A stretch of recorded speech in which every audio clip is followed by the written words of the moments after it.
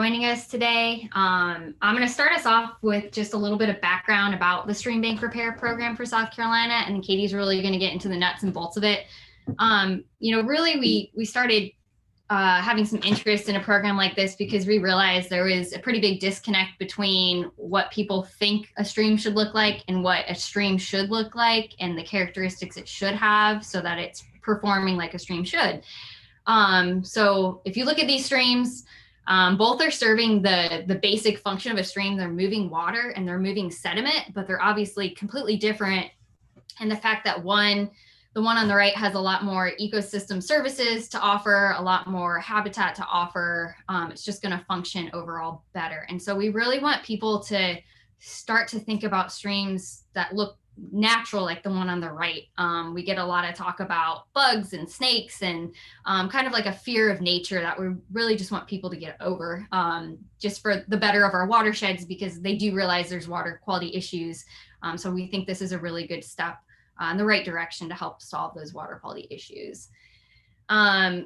So we often know when a stream is unhealthy, a lot of different ways. We've got some visual ways to know that a stream is unhealthy. The picture on the left is a sanitary sewer overflow. I think in Maxey Gray Park from like 4 years ago, but definitely they're not uncommon.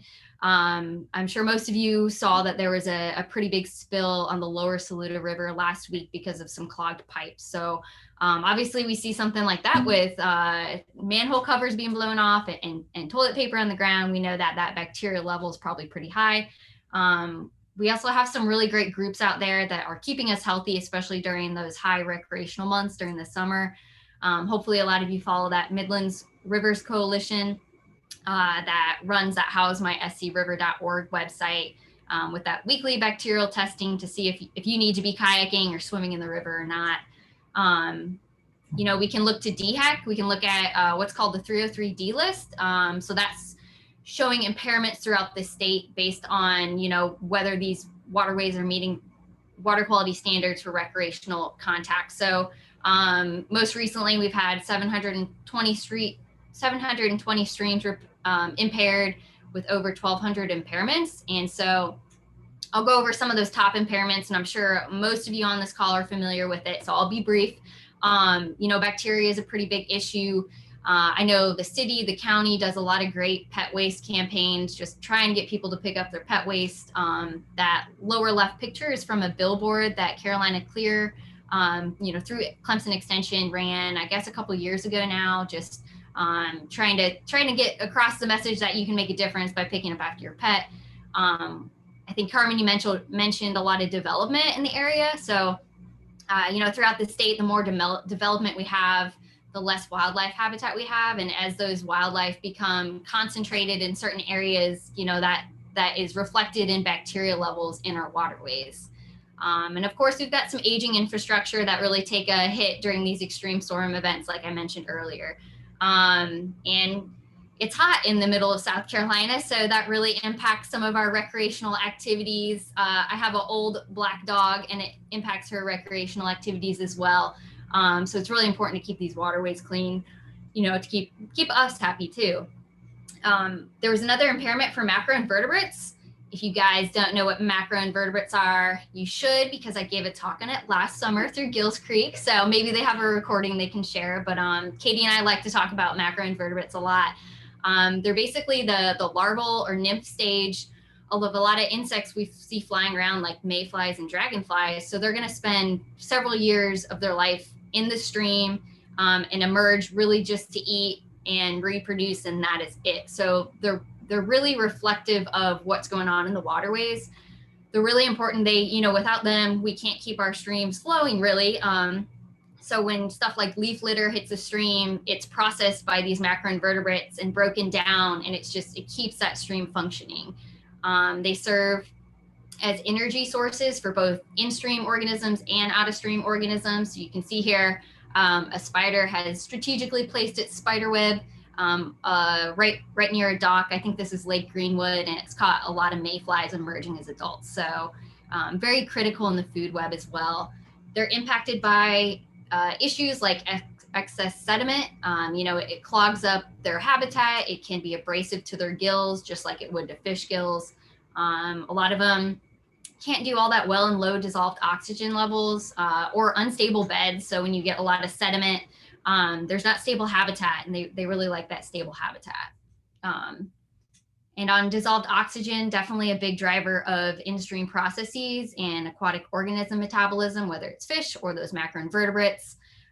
We see issues with dissolved oxygen when we have a lot of warmer temperatures. So if you're taking away that vegetation along the stream side, that's serving as something that's helping keep that water cool. Also, when we have stormwater runoff, like the hot Walmart parking lot in July, it's been shown to actually increase water temperatures, which can influence dissolved oxygen and stream organisms. And we do have some nutrient enrichment, which, when we get algal species growing, it's producing oxygen, but as soon as it dies, it uses up a ton of oxygen. So that can really decrease the DO level as well. So going back to these questions about, how do we know if a stream is healthy? I keep using this picture. Maybe some of you recognize it. This is from downtown Columbia at Page Ellington Park. And so this is such a cool project. So if you guys haven't been to that Page Ellington Park, you should go out there today. Check out Smith Branch. That was once in a pipe, and they daylighted it a few years back. So the city did an awesome job with this project. They've got another one on the way, and it's a beautiful stream, a beautiful riparian area, super healthy. So just a great example of what we want our banks to look like. So it's got really stable banks. We don't have stable banks. We start to have things like property loss. So this is a super extreme and dramatic example, actually right across the river in Casey. There's been a couple of news articles on it. I think it's called Casey Canyon. And basically these homeowners once lived along a little drainage way down to the Congaree River, and some development happened upstream, and now it's about a 20 to 30 foot drop from their property. So you can see that woman standing right by her fence, which is about to go over that cliff there. So, we see a lot of these even on the small scale. And so here's an unstable bank. It was a campsite I went to that Katie and I actually might be doing a project up here in December. It's actually over the border in North Carolina, but you can see that they've just had a lot of erosion on that outside of meander bend, and it's creating a pretty high bank.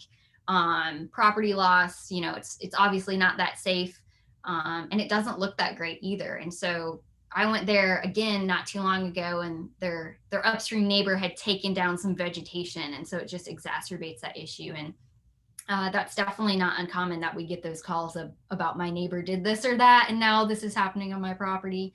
And, it's really important to know that when this erosion happens, it's, depositing sediment into that waterway, and sediment can be a huge issue with the health of our waterways. It has some adsorptive properties, so it's going to cling pretty easily to things like pesticides, fertilizers, and bacteria, and increase those pollutants.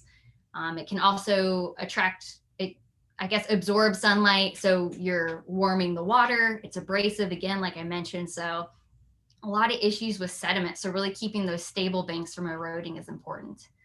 Another thing that healthy streams have to offer are floodplain connectivity. So this is, of course, Congaree National Park, when that floodplain was pretty inundated sometime this winter, I think.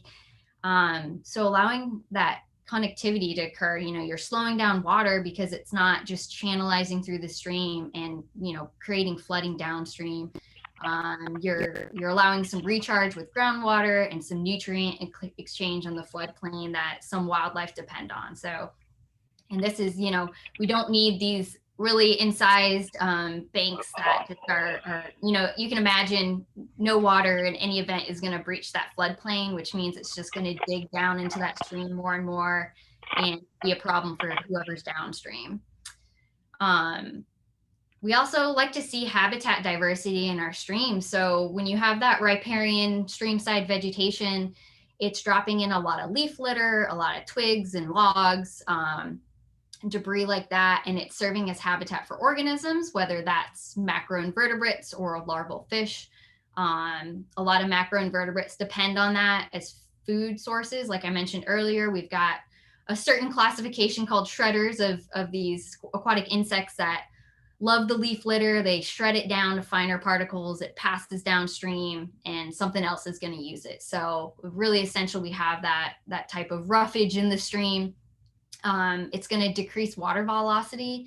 If you think of just like a cement line channel, how fast that water is just going to flow through. Here it's going to slow down. It's going to create habitat diversity in the sense that you'll have like pools and riffles and just different spaces for different species. And so again, that's going to come from that riparian area. And of course, these streamside buffers are going to serve as filters, just like how I think maybe some of you have heard me mention, you know, Clemson has a really good pond shoreline program where we have a lot of species that work well along lakes and ponds. And it's going to serve as a filter for all of those pollutants you see there. And when we talk about some of these streams for the stream bank repair program, a lot of the times we're focusing on smaller headwater streams. So those first or second order streams at the top of the watershed are really important. You know, and you can see them, these little 1s and 2s. That's what I mean by first and second order. So when you have 2 first order streams come together, they're making a second order. 2 second order streams come together, makes a third order. And then you get down to like the Congaree River. And they're important because they make up like 80% of the overall river network. So they're draining, you know, 3/4 of land almost. They're serving as refuge when there's thermal stress, when there's predation, when there's some drying or even flooding. There's a lot of research showing that if you can keep those headwater streams buffered in the riparian area, it's going to really do a lot of good with nutrient retention downstream. So you're having less nitrogen and phosphorus input. It's also withholding sediment and helping with flood mitigation. So those headwater streams, even if they're ephemeral or intermittent, you know, they're not flowing all the time, they're still really important to keep that healthy riparian buffer there. And so basically all of what I said, you know, we all know we have issues with our streams, and we just really want people to know like what a healthy stream looks like. And so Katie and I had talked about that, and then we saw, we actually had a workshop we went to in North Carolina, and I believe Carmony was there back in her DHEC days. And so we went and we talked with some fellow water resources agents at North Carolina State who have a stream bank repair up and running. And they were more than happy to help us get that started down here in South Carolina. So we really owe a lot of gratitude for them helping us get it started down here. We've got a website up and running, and Katie's going to talk about some resources in a little bit. But Katie and I knew we needed this program, but we really wanted feedback from the public. So maybe some of you have filled out our needs assessment, but we reached out to professionals as well as homeowners. You know, professionals meaning land managers, landscape professionals, park staff, municipal staff. And we really wanted to know what issues they've seen and how we can help them. And a lot of them said, yeah, we've seen these stream bank issues where they aren't healthy, they aren't supporting aquatic life, you know, they're leading to bad water quality. The majority of them did not feel like they were able to handle these issues, but they were still getting these questions from clients or publics, the clients they have or the public. And so, you know, they reported that they would be willing to spend up to 6 hours with us in a workshop. So we were pretty encouraged by those results. We asked the same or similar questions to homeowners. There we go. We had, you know, a good bit of them said they had either signs of serious or minor erosion. They didn't feel like they could handle the issue, but they still really wanted to be able to handle the issue themselves and to just be more educated on the subject. And so we felt, again, pretty encouraged that if we started up this program, there would be people interested and people would be happy, you know, that they had this resource from Clemson. So overall, you know, we really want to use this program to address some of these impairments we see in our waterways, which then leads to improving water quality. And we really want to tackle that homeowner and professional, those audiences that feel like they need the education too. And really, you know, I talked about that disconnect between what a healthy stream should look like and really kind of set that straight, you know, for the community overall. Now I'm going to turn it over to Katie and swivel over. Thank you.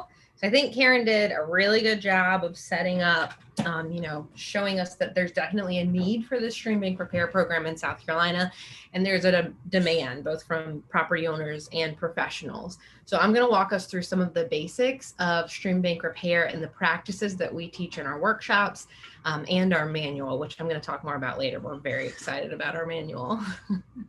Before I get into the practices for stream bank repair, let's talk a little bit about things that stream bank repair is not, just to clear up any kind of confusion. So we'll talk about where and when stream bank repair practices are an appropriate tool for improving the health of your stream. So stream bank repair practices can certainly help improve bank stability and reduce some pollution from runoff that's going into your streams, but it's certainly not a cure-all. So when possible, it's best to pair these bank repair practices with upland practices that can address issues at the source. So things like excess runoff and pollution. That might include practices like installing rain gardens, like the one in this picture, harvesting rainwater with rain barrels or cisterns, and reducing impervious surface in general, just to reduce the amount of runoff heading into our streams. Those practices are something that we do discuss during our workshops, and we also mention them and give some additional resources in our manual so that people can really partner those practices together.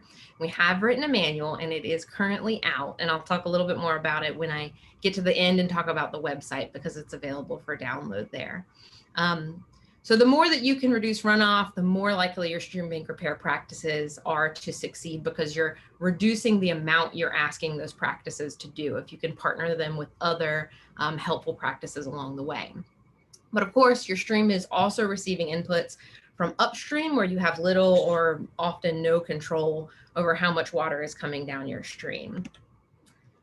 So when we talk about stream bank repair, it's important to know that we're not talking about stream restoration. They're two pretty different things. So let's take a look at how they overlap and how they're different.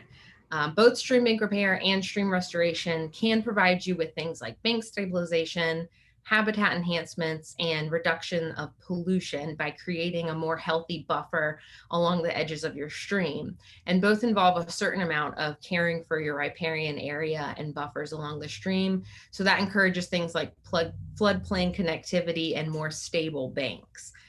Stream bank repair allows us to provide some of that some of those benefits with very little or no permitting, very low costs, and limited training. So homeowners and property managers should be able to put in stream bank repair practices, put them into action on their own property after attending just a 4 to 6 hour workshop with us. So that's not a whole lot of training.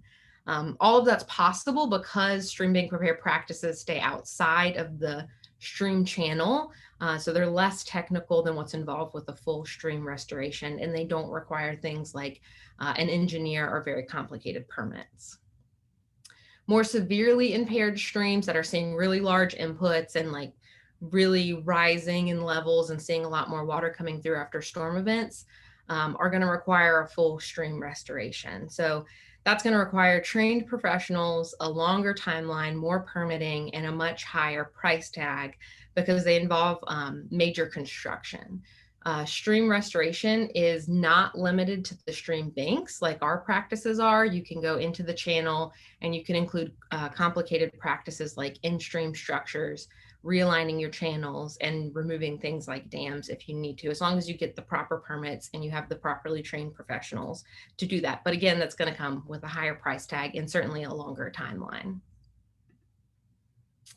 So stream bank repair is not right for every site, aside from just, once your problems reach a certain level, you're going to have to move on to something like stream restoration. But you also need to just make sure you're checking the site to see that you can put some of these practices into effect. So your stream site, of course, should be showing signs of erosion or incision to put in most of our practices, but things like a no-mow zone is a great practice to do. Even if you're not currently seeing issues with your stream, it's a good preventative step.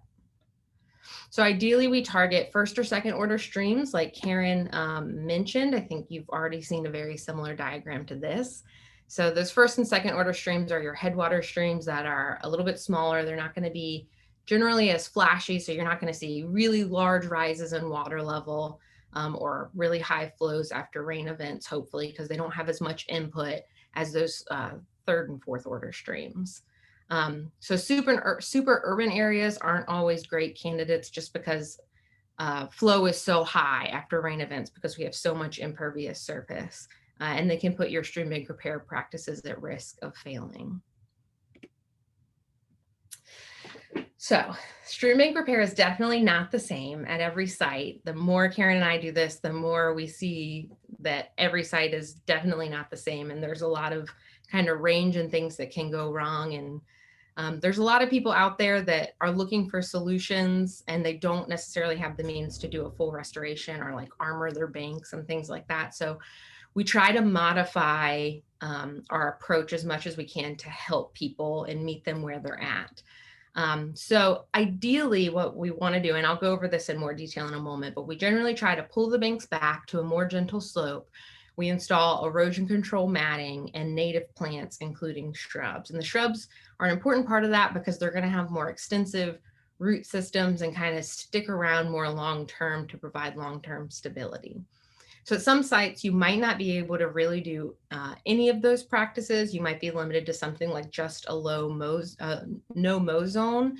And that is our lowest cost and lowest effort option, but it's kind of also lowest reward. You're not going to get as much stability there, but it is better than just having mowed turf or exposed soil right down to the edge of your stream. In this photo on the slide, you can see that the stream is, I mean, it's within 2 feet of that paved walking trail. The trail really can't be moved, so we can't pull the banks back here. So that's one step kind of out in this situation. But what you can do, you could still install erosion control matting on that slope, even though it's not the perfect angle slope that you want.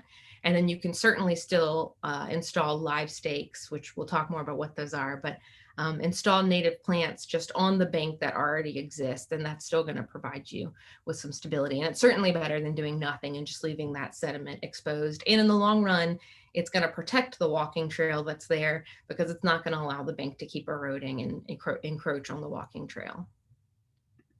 It's always sort of a balancing act because in a lot of places, especially like this, where you're encouraging the public to come walking through, sometimes you want to preserve the view and let them be able to see the water, but you're not really preserving much of a view if it's this kind of ugly eroding stream bank that's damaging water quality. So there are some trade-offs involved. A lot of the times you're putting shrub species in to protect it, and you're going to have to sacrifice something like the view in certain situations.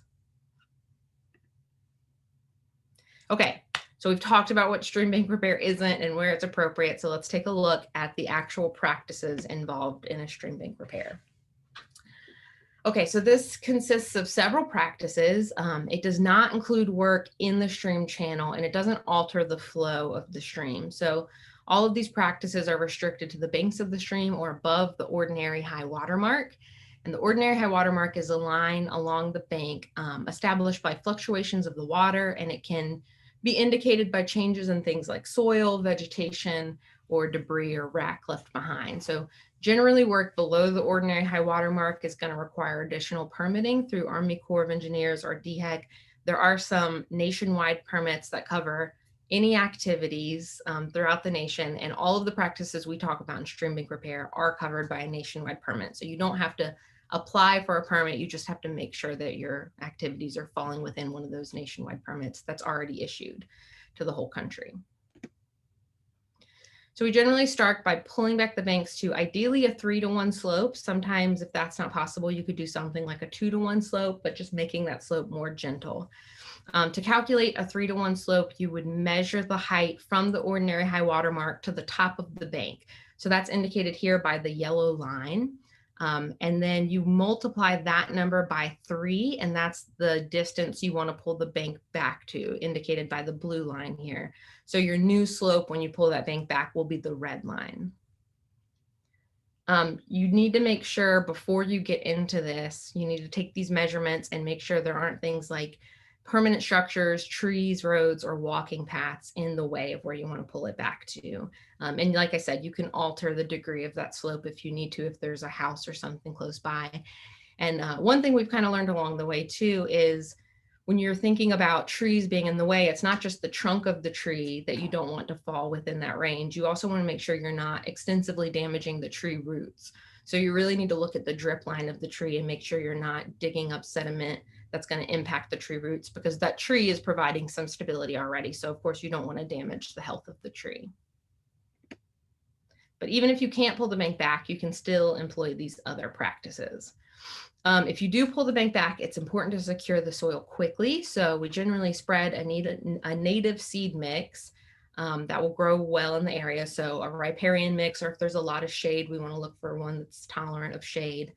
And then we put down erosion control matting on top of that. And we make sure that the matting is made from natural materials like coconut fibers, and we use wood stakes. Everything can biodegrade, and there's nothing like plastic that could endanger wildlife through entanglement. Steps should be taken to keep the matting in place during very high flow events. So we would dig trenches along the top of the mat, so the furthest away from the water, and also along the upstream side of the mat, because we don't want, during high flow events, the water kind of get underneath the mat and pull the whole thing up. So by trenching it in, you're kind of keeping it more secure on that side that's at the highest risk of being pulled up. So we dig trenches on those two sides, we put the matting down in the trench and then backfill it. And then we secure the whole area of matting with wooden stakes throughout. We'll also live stake through that matting, which is also going to help secure it, but we'll talk more about what live stakes are in a moment. Also, the most upstream side of wooden stakes that are going through the mat, we put nails on the upstream side. That way, if the mat does manage to get worked up out of the trench and tries to lift off the stake, the nail kind of catches it and keeps it in place. If it's an area where you're concerned about safety, maybe there's a lot of like foot traffic or kids around, you can replace these wood stakes with nails with biodegradable landscape stakes that have a kind of hook at the top of them. That way there's no metal parts or nails that could potentially cause injury long-term, down the road. We install native shrub species with very extensive root systems for long-term bank stabilization. So live stakes are woody cuttings that are taken from these shrub species during the dormant season. Only certain species are able to be propagated with live stakes, so we have to make sure we're using the right species, but they can be driven into the bank, it looks like just a stick that you're putting into the mud, and within a few months it starts to root and grow sprouts and leaves the following spring after you install it. So it seems pretty magical, but it's just very cool biology. Live stakes are a really inexpensive way to install really large areas of woody species, and you might even be able to do it for free if you have the appropriate species on your property. You can actually just harvest live stakes for free. And we kind of go into more detail about harvesting live stakes in our manual, and we can answer any questions if you have about those. But these are some common species that we use for live staking along stream banks. You can see there's a pretty big variety of heights here. So depending on your site needs, if you don't want a huge tree, you're not going to want to put black willow there. You might want to stick to something like buttonbush or 9-bark, or even elderberry. And you'll also want to look at the light requirements for your site. So if you already have a lot of established trees in the area and it's pretty shaded, you might want to stick with those that will function well in part shade or shade, like silky dogwood. And this table is also in our manual. So the live stakes are installed through the erosion control matting. So this picture is Karen installing some live stakes through some matting. And they're angled towards the downstream direction. If you angle them towards the upstream, they're more likely to kind of get snapped by just the force of the water coming through during high flow events. And they're also more likely to collect debris. So by angling them downstream, that debris can just kind of slide off. And the live stakes will begin to sprout in the spring following your installation. So the photo on the left here is a photo from a site we did in Casey, and this was taken 2 or 3 months after we installed willow live stakes. So you can see willow kind of sticking up out of the grass there. The photo on the right is elderberry. Is that right? Looks like elderberries. So that's some elderberry that we put in Greer, a site that we did this past January, and this photo was taken at the beginning of April. So within 3 months, you're already seeing a significant amount of growth. So these are taking, they're taking to the environment pretty quickly. And you see the growth above ground, but you have to know that there's also growth below ground, and those roots are really what's helping keep sediment in place and stabilizing banks. Okay, so we have a little kind of mock-up here so we can take a look at how stream bank repair practices will affect a particular stream over time. So this is a stream in Sumter that that has very bare banks, just mowed turf and exposed sediment right up to the edge. And we're seeing a lot of signs of erosion, especially on that left bank there. So on this stream, we would start by pulling back the banks to a 3-to-1 slope where possible. We would have to avoid any mature trees. So really, we probably wouldn't pull it back this far because we would be concerned about impacting the roots of that tree. But we would pull that back and then apply native seed mixes and a layer of hay, and then install coir matting on top of that and secure it with wooden stakes. And then we would install the live stakes through that matting. So in the short term, we would see native herbaceous plants establishing from the seed mix that we put in, and the bank is already going to start looking better at that point. We have these more gentle slopes. We have some native plants growing, many of them flowering. So it's already looking better than just bare eroding stream banks. And we would also start seeing live stakes sprouting at this point, like the ones in the pictures I showed you. Over the next couple of years, we would see the live stakes really beginning to grow and establish. And like I said, as we watch them grow above ground, those root systems are really spreading out and providing some stability. And then after several years, we would see fully established riparian shrub species that are working to hold that sediment in place. And ideally, when it's fully established, it's going to require very little maintenance. We'd like to see shrubs being replaced as needed if something happens to a section of the shrubs.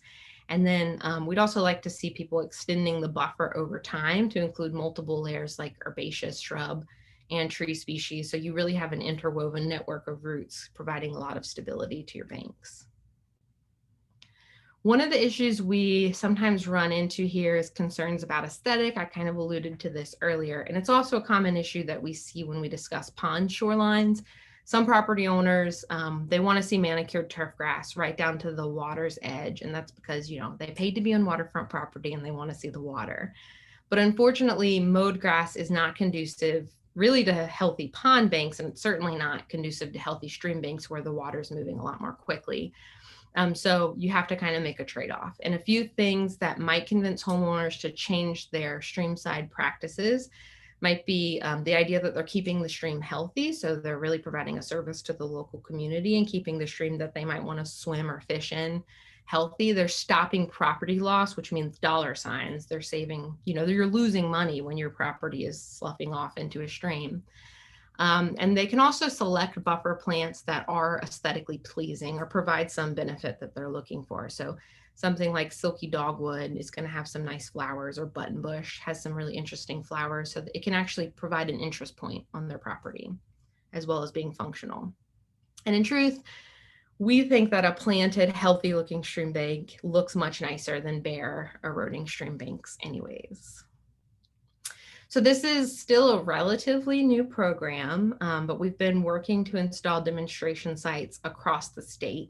We had a little bit of a damper put on that with COVID, and we were limited on in-person programs, but we did put in a site in Casey, like I mentioned, in January 2020, and we put in a site at Greer in January of this year. And at those sites, at the Casey site, we didn't have this sign yet, but at the Greer site, we put in this educational sign, 2 of them actually. So as individuals visit the property and walk along the stream, they're seeing this educational sign. There's actually a QR code on the sign that directs them to our stream bank repair website. And that website includes links to the 2 needs assessments that Karen mentioned, as well as a sign-up form for our e-newsletter. So any new programs or resources that we put out are going to go out through that newsletter. And the web address for the site is up there at the top. I'm going to show it again on the last slide. We also have some resources on the website describing site characteristics where stream bank repair practices are appropriate. And we also answer some frequently asked questions. And we're, like I said, very excited that our stream bank repair manual is out. And there's a link on the website to view and download that manual. So the manual it has lots of information about healthy versus unhealthy streams. and how stream bank repair practices can help. It covers all of the practices we discussed today in more detail, and it also gives suggestions for maintenance and upland best management practices that are going to help your stream bank repair projects really thrive. If you would like to stay up to date, we would like to encourage you to sign up for our newsletter on the website. The link for the website is down at the bottom here. It's a pretty simple one. And if you have any questions for Karen or myself, we're happy to answer them now, or you're welcome to email us later on if something occurs to you later. Wonderful. Thank you so much, Karen and Katie. We did get a question that came in. What is the general survival rate of Livestakes? And in Greer, in this past January, I think we put in like 256 Livestakes, 3 different species. And we went back in April and we guessed like 85 to 90% had survived. It was really just, we put a few too high and they couldn't, you know, that capillary action moving water up to the Livestake, just, it was too high for that. So we were really excited about that. And they cost like 70 cents per stake. So that's pretty good for, you know, you're not losing a lot of money there. Yeah, and there's a lot of variables there. Some of it depends on the species. So you have some like things like black willow. I mean, comes back from the dead. Yeah, it's pretty foolproof if you're putting in black willow. And then some of the more kind of niche, aesthetically pleasing ones like buttonbush, people might want to put in, maybe won't have as high of a survival rate. So it's just a little bit of a trade-off there. And then like Karen said, it really depends on the ones closer to the water are going to survive better because they don't dry out. So you want to make sure you're not putting them too high on the stream bank. And for the best chance of survival, if you're able to run some irrigation to the area or even just like toss water up out of the stream during any dry periods, that's going to help. And that's not something that was really possible at that site. So you might see even higher survival rates at a site where, you know, it's your backyard and you're babying it. You're probably going to see close to 100%. That is a really good survival rate though. We have another question. Where do you buy Livestakes from? There are a few nurseries around the state. So there's Lumber River Natives just over the border of North Carolina.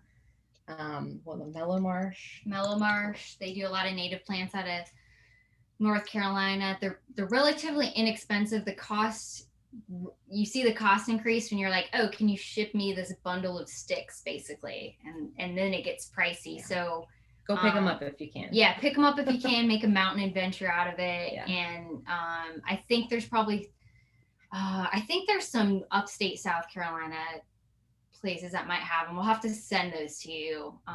Well, you know, we're hoping, like, some people are like, where do I get native plants in general? It's like, well, the more you ask the nurseries to stop selling English ivy and start selling, like, I don't know, purple coneflower or whatever, you know, hopefully the more they'll get those in. So it'd be nice if we can get more of those nurseries to have this kind of option available. Yeah. And if you have the species in that table available on your property, or maybe your neighbor has them, it's not going to hurt the plant to harvest Livestakes. It's just trimming it, you know. It's basically like a 1 to 2 inch thick branch, and you're doing roughly like 2.5 foot, 2 foot sections. So you're just cutting sticks off the plant and putting them in. So it's very easy and free to do that if you know somebody with the right species. Excellent. That is all the questions. Oh, nope. One just came in. Have you experimented with any mushroom species as part of this program? We haven't.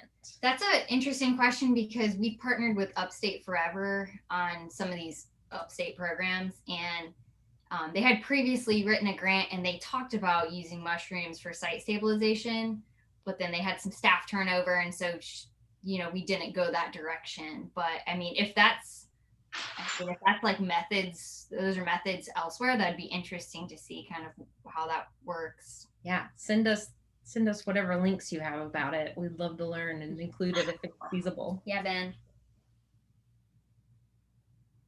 Wonderful. So I don't see any more questions coming in now, although feel free to interrupt me, everyone. But if you do have any other questions, you can always Okay, we do have one. What's the best time of year to install the Livestakes? So a crucial part of Livestakes in that form of propagation is that the plants have to be dormant. So you can't do it during the growing season. So generally here, we were saying October to March, but through experience, we feel like it's more like November to March.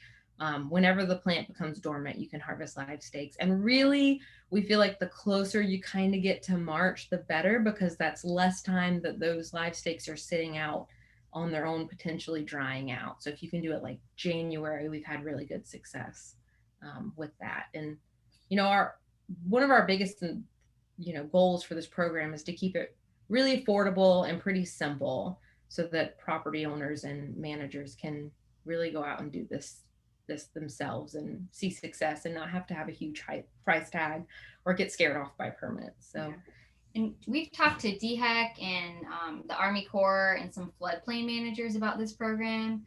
And they, we wanted them to know what we were doing because sometimes, we talked about the nationwide permit and didn't want to catch any regulatory agencies off guard. And they seem to be really in support of this. And, we had one floodplain manager that was like, oh, please send me this information because I have people ask about it and I don't know what to tell them. Because, you can't do stream restoration with homeowners. Not everybody has like $200,000 to repair or restore their stream. So like Katie said, we hope it really takes in South Carolina.